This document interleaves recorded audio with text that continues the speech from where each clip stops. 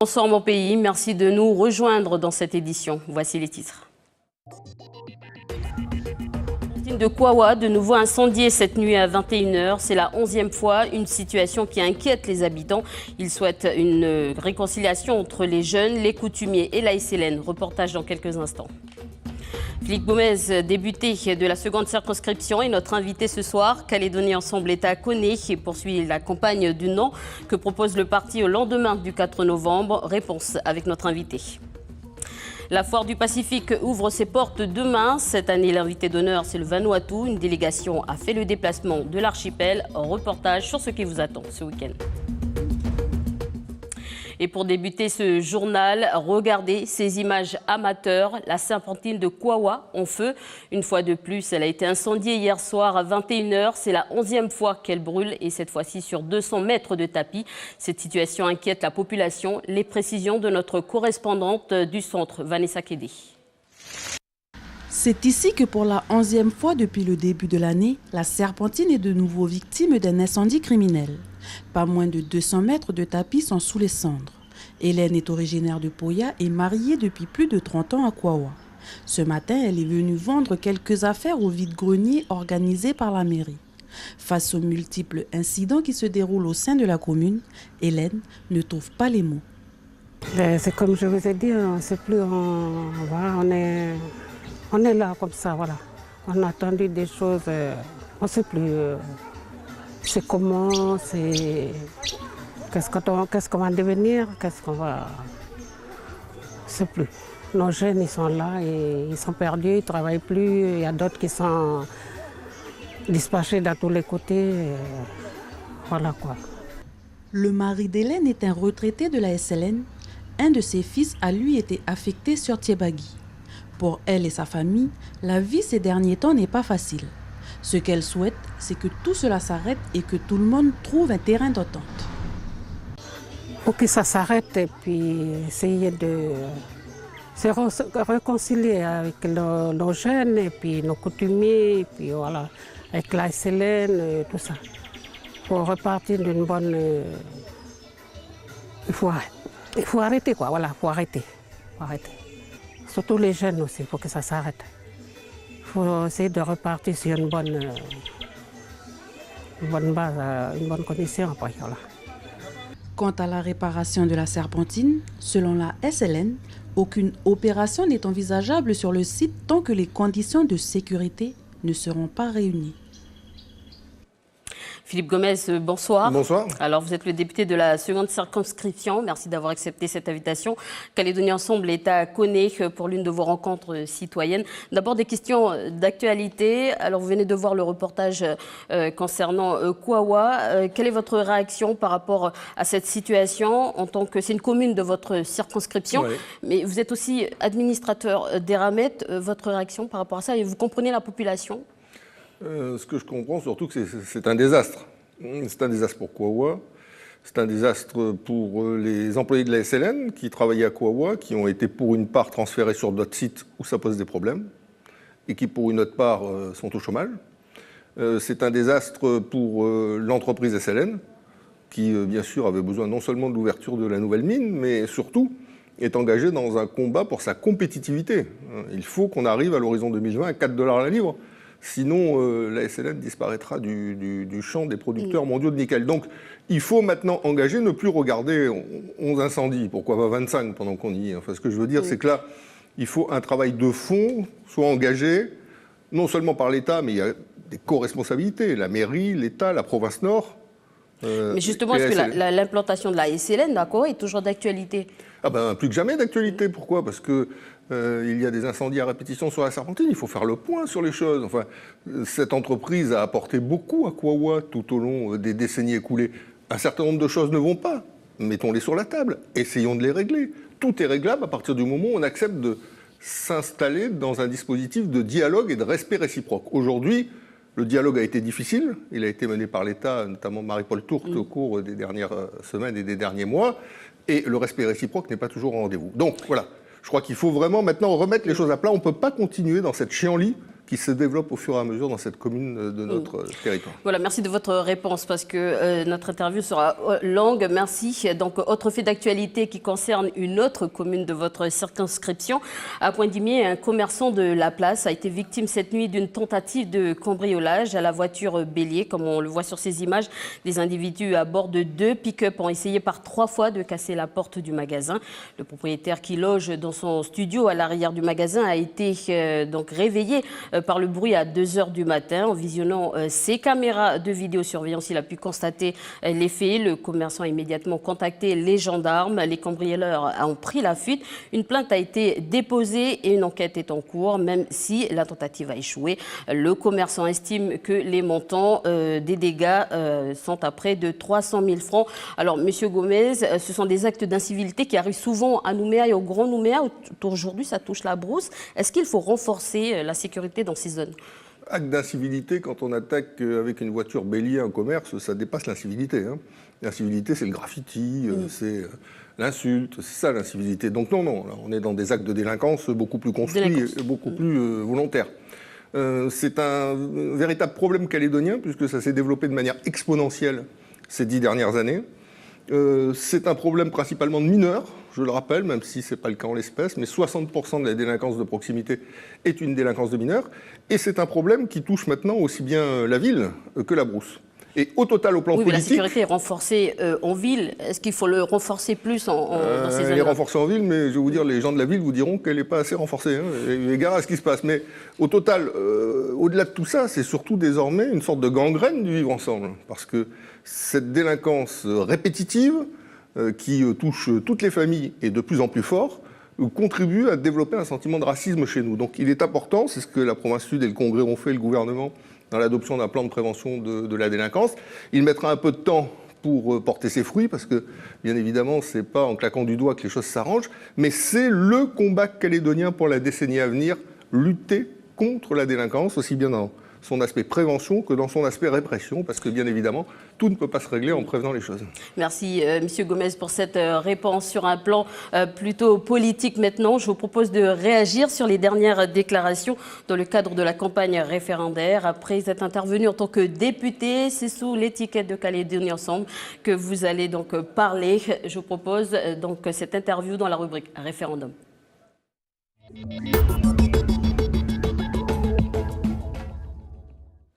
Alors, M. Gomez, l'UNI vous reproche de vous attirer toute la gloire et la paternité des réformes. Je cite leur communiqué. Ils ont tout fait tout seuls, alors que c'est grâce aux indépendantistes que les principales ont eu lieu. Votre réaction? On n'a jamais dit qu'on a fait tout seul. C'est pas vrai. Bon, il y a peut-être un peu de fébrilité liée à la campagne électorale, qui n'est pas toujours très facile, mais peu importe. Non, on a dit que le fait que Calédonie Ensemble et l'Avenir Ensemble, en 2004, aient été là, ça a permis de remettre dans le bon ordre des dossiers. Je prends l'exemple. Le Médipôle, il n'était pas prévu qu'il soit construit à Dambert-sur-Mer, il était prévu de reconstruire le CHT à l'époque. C'est Marie-Noëlle Temmereau et l'Avenir Ensemble qui ont initié cette démarche, et c'est vrai que les indépendantistes l'ont soutenu. L'inscription des récifs au patrimoine mondial de l'humanité, quand on a pris la province en 2004, j'en assurais à l'époque la présidence, le précédent pouvoir était contre cette inscription. C'est vrai qu'on a repris l'initiative de Corail Vivant et du Sénat coutumier avec les autres provinces. J'étais d'ailleurs avec Paul Néaoutine au Québec en 2008, il doit s'en souvenir, pour porter ce dossier. Donc ça a été des œuvres collectives, mais au départ, l'initiative qui a été prise pour permettre à ces dossiers-là d'aboutir, les allocations familiales de solidarité, la loi antitrust et l'autorité de la concurrence, et beaucoup d'autres encore, c'est Calédonie Ensemble qui l'a prise. Donc c'est simplement rappeler ces choses-là. On a bouleversé, dans un certain nombre de domaines, le paysage économique, social, éducatif et environnemental du pays. Le 10e anniversaire, c'est l'occasion de le rappeler. Alors, l'UNI, encore une fois, a déclaré, je cite, que vous avez le culot de revendiquer la charte des valeurs calédoniennes et le bilan de l'accord de Nouméa, que vous avez publié d'ailleurs en 7000 exemplaires, à la place de l'État pour revendiquer la paternité. Une réaction? Est-ce que c'est pas je veux dire... Là, c'est plus de la fébrilité, c'est de la désinformation. Et ça arrive pendant les campagnes électorales. D'abord, c'est pas 7000 exemplaires, c'est 70 000. Puisqu'on l'a diffusé à l'ensemble des Calédoniens qui ont des boîtes de lettres et des postales. Oui, c'était tout à fait à l'État. Enfin, à mon sens, l'État aurait dû, dans le cadre de ce groupe de dialogue qui avait été créé par le Premier ministre, qui nous a conduit à adopter 2 documents qui disait ce qui nous rassemble avec les indépendantistes et les non-indépendantistes qui sont restés autour de la table. La charte des Est-ce valeurs que vous ne calédoniennes l'utilisez pas pour faire et campagne? le groupe de dialogue. Oui, bien sûr que je l'utilise pour faire campagne. Bon, quelle honte y aurait-il à l'utiliser pour faire campagne? Dans ces documents, on dit Paul Néautine et Victor Tutugoro, Daniel Goa, Roch Wamitan, Philippe Michel et moi et Galliano, on dit que ce qui nous rassemble est plus important que ce qui nous divise. Que oui, on va se diviser le 4 novembre, il y en a qui vont mettre le bulletin oui et le bulletin non, mais on ne se réduit pas en tant que Calédonien juste à notre identité politique, indépendantiste ou non indépendantiste. Il y a 1000 choses qui nous fédèrent. Et on a souhaité le dire avant la campagne électorale. Ce soir, je fais une rencontre citoyenne à Koné. J'expose la charte des valeurs calédoniennes et le bilan politique partagé. J'aurais souhaité que l'État le fasse, mais il a considéré que juridiquement, ce n'était pas possible dans le cadre de la campagne électorale. On s'est substitué à l'État. Alors, une autre remarque de la part des indépendantistes, selon l'Union calédonienne. Ils ont beaucoup parlé de moi, Vous alors. avez affirmé, il y a beaucoup de communiqués ces derniers temps, c'est pour ça que je vous dis de commenter les dernières déclarations. Hein. Alors, selon l'Union calédonienne, vous avez affirmé qu'après une hypothétique résultat du 70% du non, est-ce qu'il n'y aura plus de sens à retourner devant une seconde consultation référendaire, alors que l'accord de Nouméa le prévoit, une réaction par rapport à ça? Oui, il y a deux aspects. Un aspect juridique, le droit. Que prévoit le droit? Le droit prévoit que, après le 4 novembre, dans un délai de 2 ans, 18 élus sur 54 du Congrès peuvent demander un deuxième référendum. Le droit prévoit que si c'est non à ce deuxième référendum, 2 ans après encore, les élus du Congrès, 18 sur 54, peuvent en demander un troisième. Donc ça, c'est le droit. Nous, on dit au plan politique, et c'est la position de Calédonie Ensemble, une fois que le 70-30, ce qui est selon nous le résultat qu'on doit attendre le 4 novembre, sera tombé, que le peuple calédonien, de manière souveraine, aura exprimé sa volonté de rester au sein de la République, à partir de ce moment-là, quelle est l'utilité d'aller redemander 2 ans après si les Calédoniens ont changé d'avis? Ce n'est pas des girouettes, les Calédoniens, ils ne vont pas changer d'avis 2 ans après. Donc, conclusion, si on décide d'organiser un deuxième référendum 2 ans après, on va rentrer dans un tunnel de tension politique, économique, un tunnel d'attentisme, aussi en matière de consommation ou d'investissement des entreprises, qui ne va pas contribuer à créer de l'emploi et de la richesse dans notre pays. Donc ce sera une mauvaise chose pour notre pays. C'est ça qu'on dit. Donc conclusion, après le référendum et après les provinciales, essayons de nous retrouver pour voir si on n'a pas autre chose à faire. Ça a quand même été dit comme ça dans l'accord de Nouméa et surtout que c'est dans la Constitution française. Non mais je tiens à préciser là-dessus parce que je vous sens également très engagé sur le sujet, c'est bien. Mais je ne fais que répéter les déclarations. Ça a été dit comme ça, vous avez raison, c'est écrit comme ça et je répète que les indépendantistes, s'ils le souhaitent, en 2020, pourront engager un deuxième référendum, quel que soit le résultat du premier.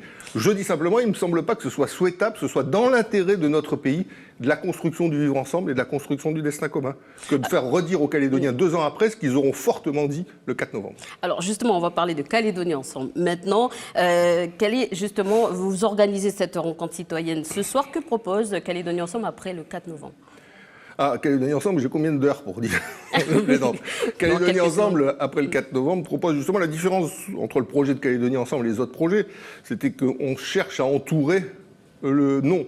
C'est pas juste un non tout sec, tout défensif et qui porterait en lui tout le potentiel politique de Calédonie Ensemble. Non, on souhaite avant le référendum adopter ce qui nous rassemble, c'est ce qu'on a fait, dont on a parlé tout à l'heure, et on souhaite après le référendum engager des négociations avec les indépendantistes pour définir une nouvelle organisation politique dans notre pays qui se substituerait à celle de l'accord de Nouméa, qui serait constitutionnalisée et dont la perspective serait d'approfondir l'émancipation politique et économique de la Nouvelle-Calédonie au sein de la République. Et là-dessus, il y a un certain nombre de projets qu'on porte, la calédonisation des administrations régaliennes, l'adoption d'un drapeau commun, l'ouverture pour une part de la citoyenneté calédonienne, et encore beaucoup d'autres projets. Donc c'est ça qu'on souhaite engager au lendemain du référendum. Alors justement, pendant les au lieu d'en faire un deuxième. Ouais, pendant le 10e anniversaire, pendant le 10e anniversaire de votre parti, vous avez parlé d'une élaboration après les provinciales d'une constitution. Je vous propose d'abord d'écouter Paul Néautine. Il s'exprime sur la constitution de l'État en cas du victoire du oui. Qu'est-ce que nous donnons comme garantie? Ça sera dans la constitution. Mais quand on veut être souverain, il faut une constitution. Nous avons un projet de constitution, on a déposé en 1986 à l'ONU. Nos dirigeants et responsables politiques y ont retravaillé. Comme les autres n'ont pas voulu qu'on en parle, une constitution, c'est pour un pays. Donc, bien entendu que ce projet de constitution sera rediscuté. Si le oui l'emporte, il y aura une période de transition qui sera votée par une loi nationale. Puisque c'est ça ce que le Premier ministre a rappelé. Une fois que le résultat est proclamé, dans le cas du non, ben on en a parlé, dans le cas du oui, j'ai été réclamé qu'on puisse dire ce qui se passe. Il y a une continuité au niveau des institutions, au niveau de tout ce qui existe pour le moment. Parce qu'il y aura une loi nationale qui sera débattue donc au Parlement et qui fixera la date de la proclamation officielle de la séparation des deux États, puisque nous aurons été consultés, on aura dit oui à la pleine souveraineté. Voilà, c'était un extrait de notre émission Bienvenue dans la bande d'hier.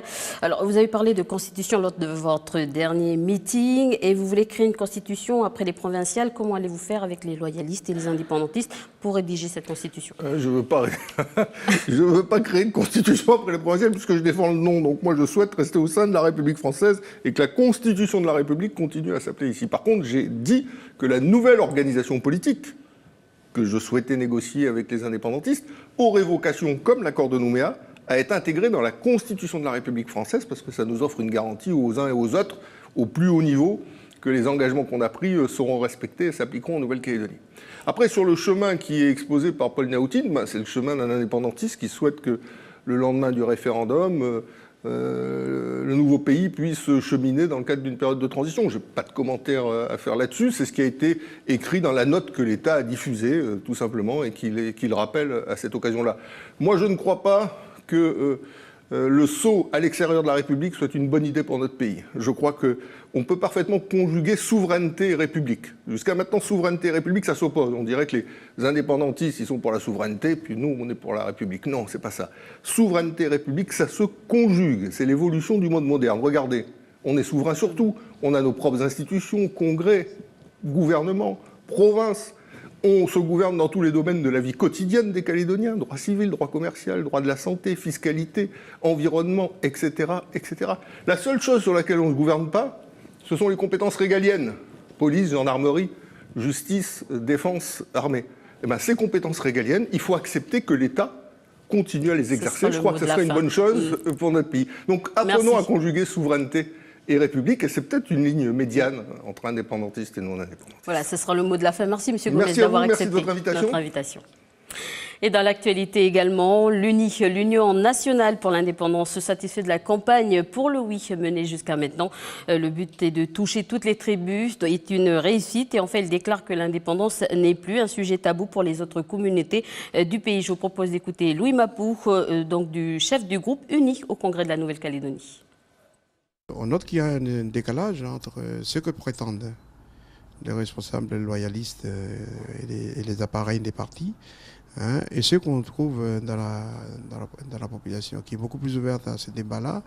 Il y a d'un côté chez les appareils, dans les appareils des partis, un rejet de principe de la question de l'indépendance, alors que sur le terrain, auprès des populations, les discussions sur la question de l'indépendance portent davantage aujourd'hui, et plus que par le passé, sur de savoir quelle est la place que chacun va occuper dans la société de demain et comment chacun peut contribuer au mieux. Donc c'est une évolution des mentalités qui est très importante à bien retenir. Et comment les communautés peuvent sortir de cette inquiétude en parlant de l'indépendance, écoutons de nouveau Louis Mapou. Ce qu'on dit simplement, c'est que le système est bloqué. Il est bloqué aujourd'hui et le non ne permettra pas de le débloquer. Pour débloquer cette situation dans laquelle on est, il faut sortir d'un débat indépendance parce que c'est un débat qui n'a plus lieu d'être. La Nouvelle-Calédonie a atteint un niveau de développement qui lui permet aujourd'hui de réenvisager. On avait l'habitude de regarder vers la France. Il faut qu'on apprenne aujourd'hui à nous regarder les uns en face des autres. Parce que le vivre ensemble, il en dépend. Voilà des propos recueillis par Falaï Wedjer. Et pour refermer cette page politique et référendum, l'église de Kanake, Nouvelle-Calédonie, lance un appel au respect de l'autre et à l'amour réciproque. Elle déplore le climat d'inquiétude générale et particulièrement dans le cadre de la campagne référendaire. Le pasteur Var Kaemo déclare ainsi, je cite, « C'est la fraternité qui nous rassemble et qui sera demain le ciment de la construction d'une société pacifiée, plus juste et plus solidaire ». Dans le feuilleton de la semaine consacrée à la foire du Pacifique, c'est l'invité d'honneur dont on s'intéresse ce soir, le Vanuatu. Plus de 80 personnes ont fait le déplacement au pays. Déjà, la communauté vanuataise se préparait pour l'événement et surtout pour les nocturnes de demain soir. Chants, danses et plats traditionnels. Je vous propose de regarder ce reportage sans commentaire signé Alexandre Sigura.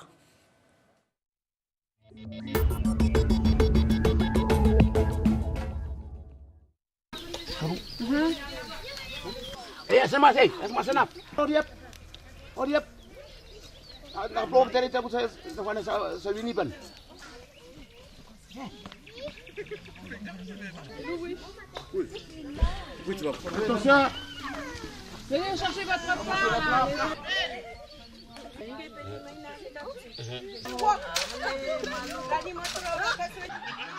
Merci.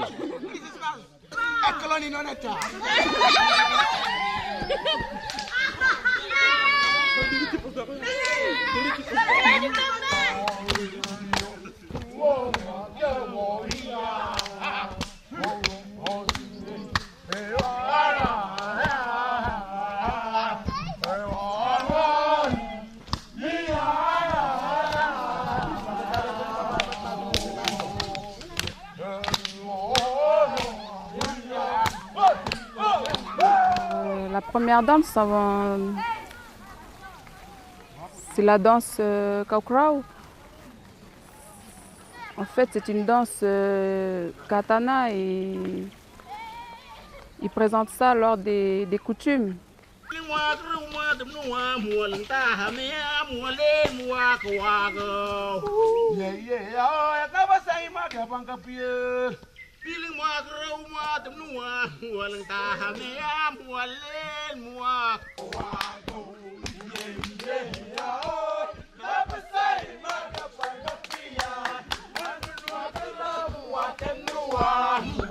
La deuxième danse, qui est le toka, nous utilisons des bambous. C'est juste un instrument pour accompagner la danse.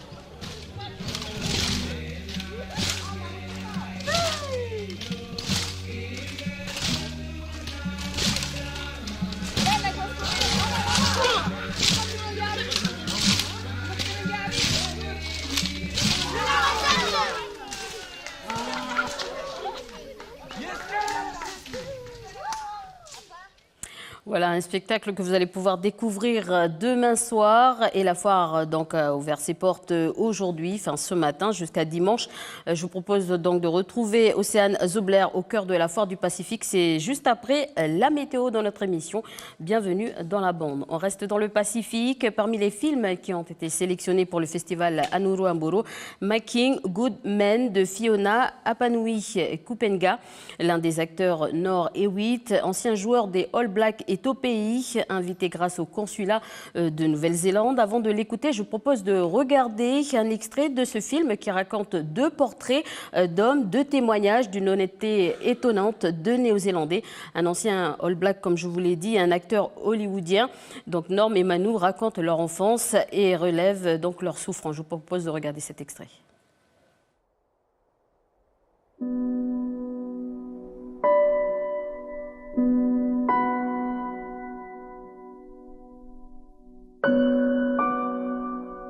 I was up in the study hall,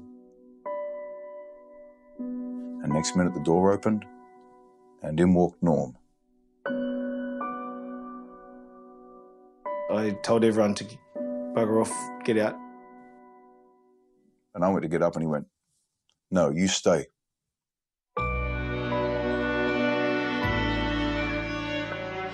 And within one throw, I was on the other side of the room, and then he was just bang, bang, bang, and these big hits. I mean, they were big hits. Norm was just consumed by a rage, by an anger. I really wanted to kill him, and I most probably would have. And I didn't give a shit.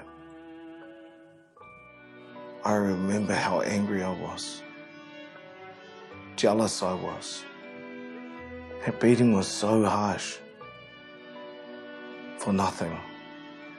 We were both asking ourselves very, very serious questions back then about who we were and where we were going to end up in this life. And we impacted upon each other, and now we're impacting upon each other again. I started thinking to myself, if you ever crossed paths with money, what would you do? What would you say? Je vous propose cette fois-ci de l'écouter. Il déclare que les mots sont un outil pour combattre la violence. Écoutons Norm Hewitt. Violence was very much a foundation in my world. So being able to tell this story, making good men through storytelling, has been a very powerful medium.